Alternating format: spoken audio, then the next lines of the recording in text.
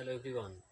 जैसा कि आपको पता है, इसके पहले वाले वीडियो में हम लोग पढ़ चुके हैं प्रेजेंट परफेक्ट टेंस। ठीक है, देखिए बेसिकली होता क्या है कि इसके अगले पार्ट में हम लोगों को पढ़ना है प्रेजेंट परफेक्ट कॉन्टिन्यूअस टेंस। ठीक है, अब प्रेजेंट परफेक्ट कॉन्टिन्यूअस टेंस में होता क्या है कि सबसे पहले मेरा काम होना चाहिए कि प्रेजेंट परफेक्ट टेंस कहते किसको हैं, उसको हम अगर हिंदी में होगा तो कैसे पहचानेंगे, अगर वही इंग्लिश में हुआ तो प्रेजेंट परफेक्ट कंटिन्यूअस टेंस को कैसे पहचानेंगे।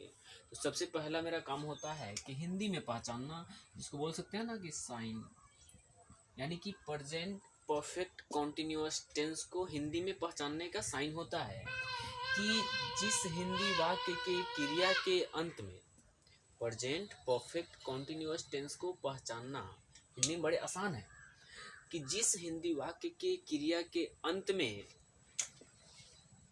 ता रहा है, ती रही है, दे रहे हैं इत्यादि, ठीक है, एटसेट्रा, यानी कि जिस हिंदी वाक्य की क्रिया के अंत में ता रहा है, ती रही है, ते रहे हैं एटसेट्रा हो, वह प्रेजेंट परफेक्ट कंटिन्यूअस टेंस का होता है। पहचान लेंगे। जैसे एग्जांपल की बात करें तो हो जाएगा कि मैं आम खाता रहा हूँ, हो सकता है वह गीत गाता रहा है।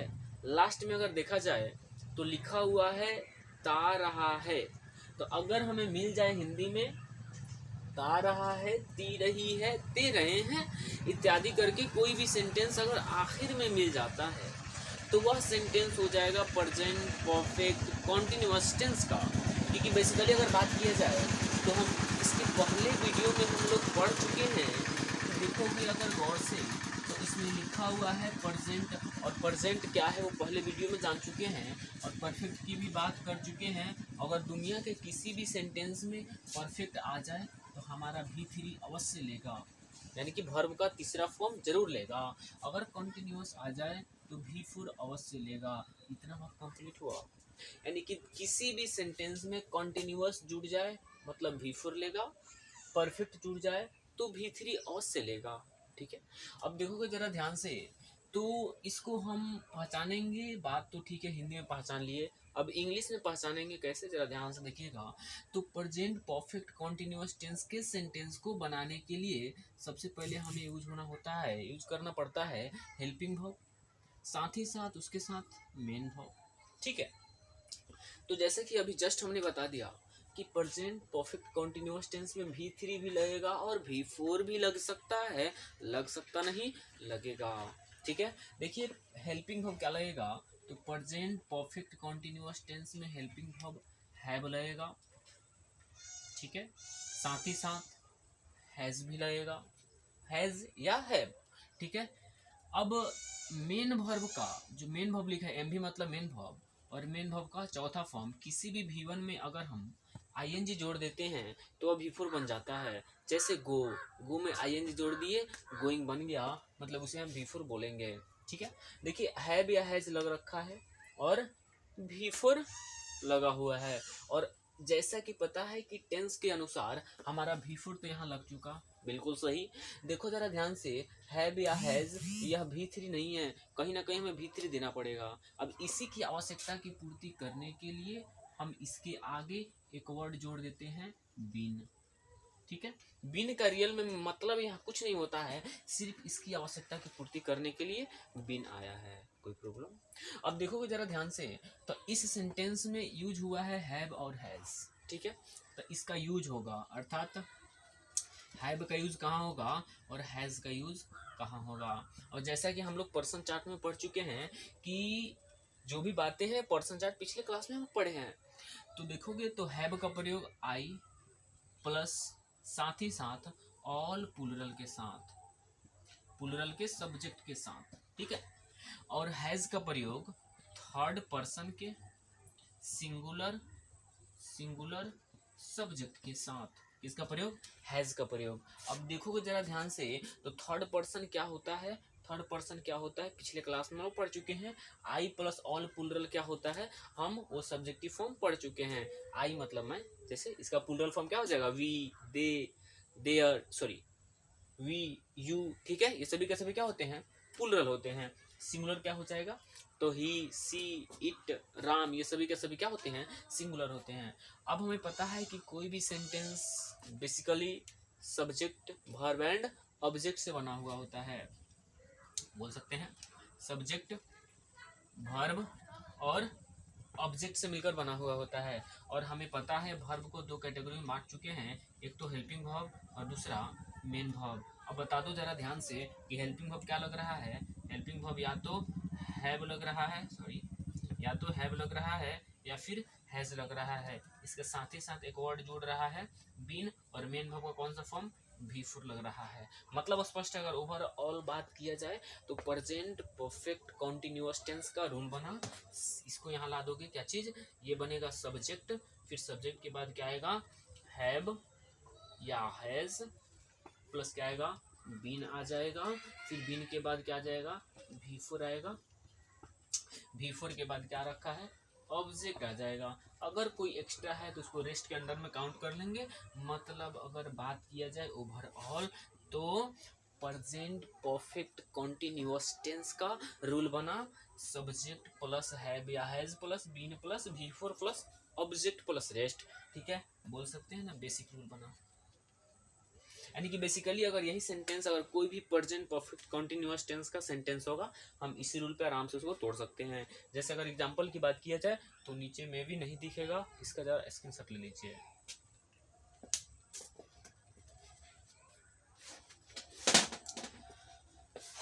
देखोगे तो अगर मैं बात करूं तो एक सेंटेंस ले लेते हैं।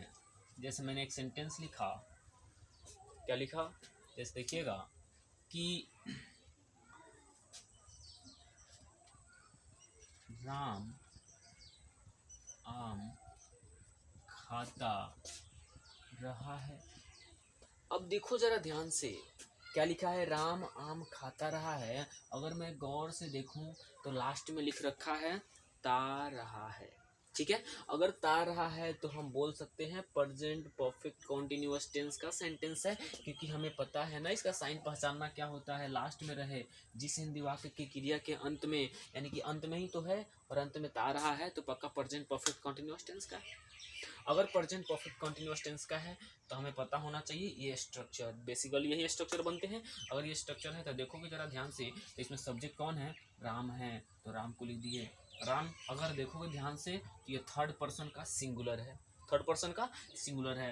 तो अगर थर्ड पर्सन का सिंगुलर है तो देखो थर्ड पर्सन सिंगुलर के साथ क्या लगता है, या तो हैव या तो हैज में से कोई एक लगेगा। तो अगर सिंगुलर है तो ये हैज लग जाएगा, क्योंकि देखो यहाँ पे ध्यान से हैज का प्रयोग थर्ड पर्सन के सिंगुलर के साथ, तो राम के साथ क्या आ जाएगा, हैज, और बीन हमेशा रहेगा यहाँ पे, हैज के बाद बीन आ जाएगा और बीन के बाद भी4 है। अब देखो जरा ध्यान से कि कौन सा वर्ड है जो ना बना रहा है, अर्थात काम कौन कर रहा है, खाना, लास्ट में ना है वही वर्ब है। अब देखो जरा ध्यान से कि खाना को इंग्लिश में क्या बोलते हैं, ईट, और ईट का भी4 क्या हो जाएगा, ईटिंग, ठीक है, ईटिंग।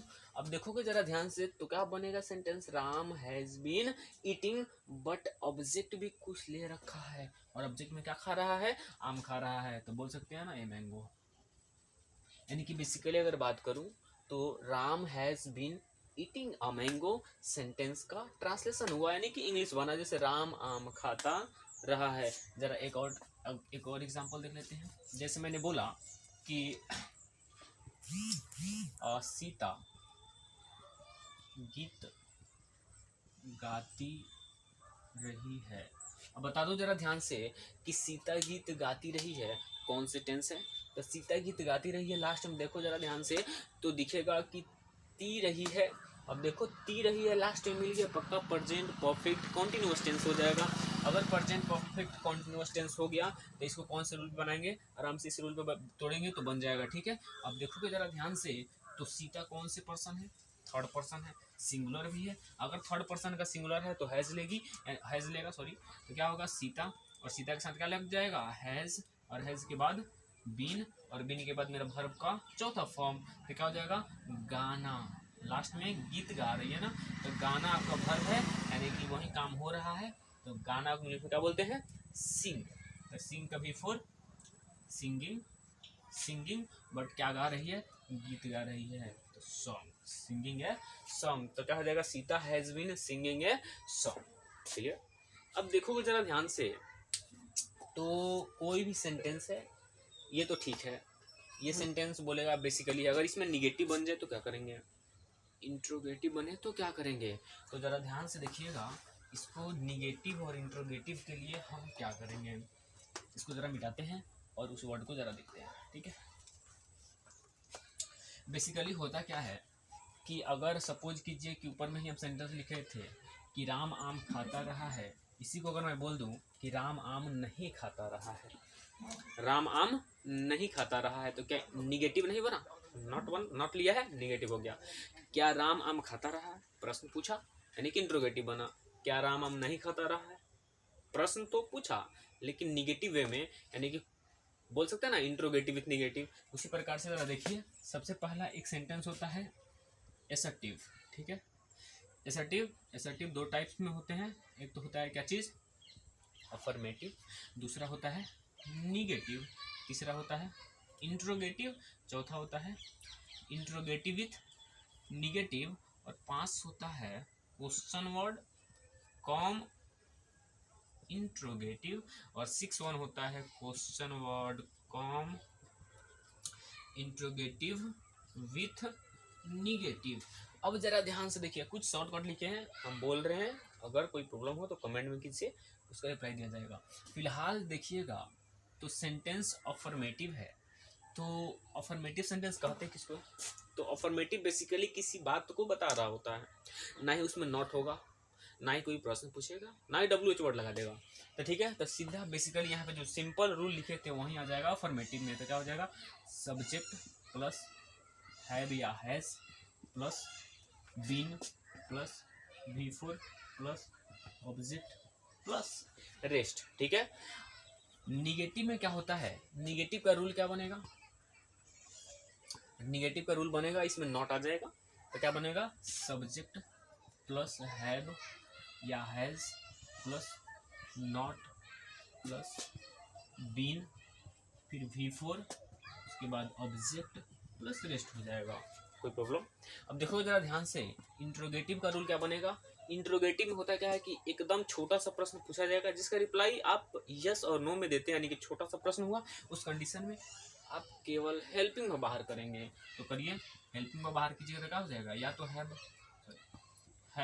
या हैज बाहर आ जाएगा, फिर उसके बाद क्या आएगा, सब्जेक्ट, फिर बीन, फिर V4, फिर ऑब्जेक्ट, फिर रेस्ट, फिर लास्ट में क्या हो जाएगा, क्वेश्चन मार्क हो जाएगा। अब देखो, इंट्रोगेटिव विथ निगेटिव में नॉट आ जाएगा, यानी कि हेल्पिंग में बाहर ही रह जाएगा, हैव या हैज, फिर आ जाएगा क्या चीज़, सब्जेक्ट, फिर नॉट, फिर बीन, फिर V4, फिर ऑब्जेक्ट, फिर रेस्ट, फिर क्वेश्चन मार्क हो जाएगा।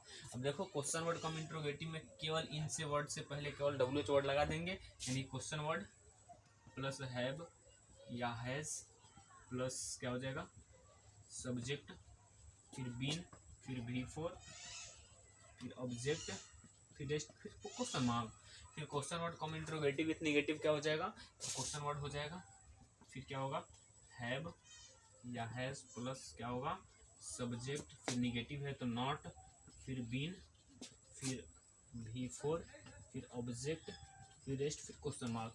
अगर ओवरऑल, सॉरी देख नहीं रहा, ठीक है, बोल भी दिए हैं, इधर में क्या लिखा है, नॉट लिखा है, फिर नॉट के बाद क्या लिखा हुआ है, प्लस बीन लिखा हुआ है, फिर प्लस V4, फिर ऑब्जेक्ट, फिर रेस्ट। ठीक है, फिर क्वेश्चन मार्क है। कोई प्रॉब्लम। ठीक है, अब देखिए जरा ध्यान से कि ये तो सेंटेंस हो गया, क्या हुआ, सेंटेंस का स्ट्रक्चर हुआ कि अगर सेंटेंस अफर्मेटिव हो, अगर सेंटेंस निगेटिव हो, अगर सेंटेंस इंट्रोगेटिव हो, अगर सेंटेंस इंट्रोगेटिव विथ निगेटिव हो, या फिर अगर सेंटेंस क्वेश्चन वर्ड हो, या फिर क्वेश्चन वर्ड कम इंट्रोगेटिव हो। तो एक और वर्ड होता है क्वेश्चन वर्ड कम इंट्रोगेटिव, हाँ निगेटिव, तो वही क्या है। अब देखो जरा ध्यान से, तो इसमें आता क्या है कि क्वेश्चन वर्ड जितना भी वर्ड है, ठीक है, सभी में देखोगे तो सब्जेक्ट से पहले हेल्पिंग वर्ब है। ठीक है, सब्जेक्ट से पहले। और देखोगे अगर गौर से, तो जिस सेंटेंस में निगेटिव लगा हुआ है निगेटिव लगा हुआ है उसका प्रयोग हम कहाँ कर रहे हैं, बीन से पहले नॉट का प्रयोग कर रहे हैं। हमेशा नॉट का प्रयोग बीन से पहले करेंगे, ये बात ध्यान में रखेंगे। दूसरी बात कि हमेशा अगर बीन से पहले कर रहे हैं उसके बाद हैव और हैज़ के बाद करेंगे, हैव और हैज़ के बाद कर रहे हैं। देखो अगर नॉट का प्रयोग कर रहे हैं तो हैव और हैज़ के बाद ही कर रहे हैं, देखोगे ध्यान से, तो हैव और हैज़ के बाद ही कर रहे हैं, कोई प्रॉब्लम। तो अब ऐसे थोड़ी होगा, केवल सेंटेंस देने से, ये बना देने से स्ट्रक्चर थोड़ी होता है। एक सेंटेंस देते हैं, जरा बताइएगा। जैसे ऊपर वाला सेंटेंस ही हमने लिखा था, क्या चीज लिखे थे, राम आम खाता रहा है, ठीक है, राम आम खाता रहा है। अब देखोगे राम आम खाता रहा है, लास्ट में ता रहा है आ गया है। अगर ता रहा है आया है तो पक्का sentence present perfect continuous tense में है, इसमें तो किसी को डाउट्स नहीं होने चाहिए। तो देखोगे जरा ध्यान से, तो क्या इसका सेंटेंस का आंसर बन जाएगा, राम का राम रहेगा, ठीक है। उसके बाद राम थर्ड पर्सन का सिंगुलर है, तो राम के साथ क्या आ जाएगा, हैज, फिर हैज है, उसके बाद क्या आएगा, देखो इसमें निगेटिव नहीं है, सिंपल सेंटेंस, इसको अफर्मेटिव बोलेंगे। तो इस रूल पे बनाइए आराम से, सब्जेक्ट उसके बाद हैज आ गया, उसके बाद बीन है, तो यहाँ पे हैज के बाद बीन लगाइए। उसके बाद क्या है, बिफोर है, यानी कि खाना खाने का काम हो रहा है, तो क्या हो जाएगा, ईटिंग, क्या खा रहा है, ए मैंगो, कोई प्रॉब्लम नहीं होना चाहिए। फिर इसका निगेटिव, इसी का निगेटिव हम कन्वर्ट कर देते हैं तो हो जाएगा, यानी कि इसी में नॉट लगा दीजिए, यानी कि सीधी से मतलब है, इस हैज के बाद आराम से नॉट लगाइएगा तो निगेटिव बन जाएगा, क्या हो जाएगा, Ram has not been eating a mango, ठीक है, हो सकता है ना, यानी कि इसका मतलब हुआ राम आम नहीं खाता रहा है, कोई प्रॉब्लम। अब देखो इसका इंट्रोगेटिव क्या हो जाएगा, तो इंट्रोगेटिव ही ना है कि क्या राम आम खाता रहा है, क्या राम आम खाता रहा है, तो केवल हेल्पिंग वर्ब सब्जेक्ट से बाहर कर देंगे, केवल हेल्पिंग वर्ब बाहर करेंगे तो बन जाएगा, तो क्या हो जाएगा, हैज राम, उसके बाद क्या हो जाएगा, बीन ईटिंग अ मैंगो, ठीक है, लास्ट में क्वेश्चन मार्क, यानी कि इसका मतलब हुआ क्या राम आम खाता रहा है, ठीक है। इसका निगेटिव क्या हो जाएगा, तो इस सेम रहेगा, इस देखो ध्यान से, इंट्रोगेटिव विथ निगेटिव, कहाँ पे नॉट है, तो इस सब्जेक्ट के बाद क्या है, नॉट है, उसी प्रकार इस राम के बाद हम नॉट लगा देंगे तो क्या हो जाएगा, इंट्रोगेटिव विथ निगेटिव। उसी प्रकार हम इस राम से पहले, यानी कि राम मतलब सब्जेक्ट से पहले क्या रखा है, हेल्पिंग वर्ब, हैज से पहले कोई हेल्प WH वर्ड लगा देंगे, जैसे राम आम क्यों खाता रहा है, तो क्यों का इंग्लिश क्या होता है, वाई, तो इनके पहले हम वाई अगर लगा देते हैं तो आ जाएगा। जैसे देखिए बनाते हैं, इसको मिटाते हैं, ठीक है, जैसे इस उसी सेंटेंस को हम, कोई ज़रूरी नहीं है कि हम एक सेंटेंस दिए हैं तो उसी को देकर हो गया, आपको प्रैक्टिस करना पड़ेगा, फिर आपको आएगा समझ, ठीक है। अगर किसी को डाउट्स होंगे तो कमेंट जरूर करेंगे। देखिएगा लिखा हुआ इसका क्या हो जाएगा, इंट्रोगेटिव तो हो गया है, इंट्रोगेटिव विथ निगेटिव करने हैं, तो इंट्रोगेटिव विथ निगेटिव का क्या हो जाएगा, हैज़ राम नॉट बीन हो जाएगा, has Ram not been eating a mango हो जाएगा। थोड़ा सा फास्ट कर रहे हैं तो देख लीजिएगा, हम बोल भी रहे हैं। क्या लिखा हुआ है, has Ram not been eating a mango, इसका मतलब हुआ क्या राम आम खाता रहा है। इसका निगेटिव है, देखो ध्यान से, निगेटिव है तो नॉट तो बोलना पड़ेगा, यानी कि क्या राम आम नहीं खाता रहा है, क्या राम आम नहीं खाता रहा है, फिर क्वेश्चन वर्ड आ जाएगा, क्वेश्चन वर्ड कम इंट्रोगेटिव, क्वेश्चन वर्ड कम इंट्रोगेटिव में कोई WH वर्ड कुछ भी हो सकते हैं, वैसे क्यों, क्या, कैसे, ये सब क्वेश्चन वर्ड होते हैं। तो हम एक वर्ड को ले लेते हैं जस्ट समझने के लिए। मैंने बोला राम आम क्यों खाता रहा है, तो क्यों को इंग्लिश में बोलते हैं वाई के बाद हेल्पिंग वर्ब चाहिए, देखो क्वेश्चन वर्ड के बाद क्या है, ये हेल्पिंग वर्ब, तो राम है, इसके लिए हैज़ आ जाएगा, फिर राम आ जाएगा, वाई हैज़ राम, फिर बीन है, देखो ध्यान से, सब्जेक्ट के बाद बीन है, फिर बिफोर है, यानी कि ईटिंग, और फिर उसके बाद जो है सो लिख देंगे, और जो है सो क्या है, मैंगो है, उसका लास्ट में क्वेश्चन मार्क रहेगा, उसके बाद क्या होगा, क्वेश्चन मार्क।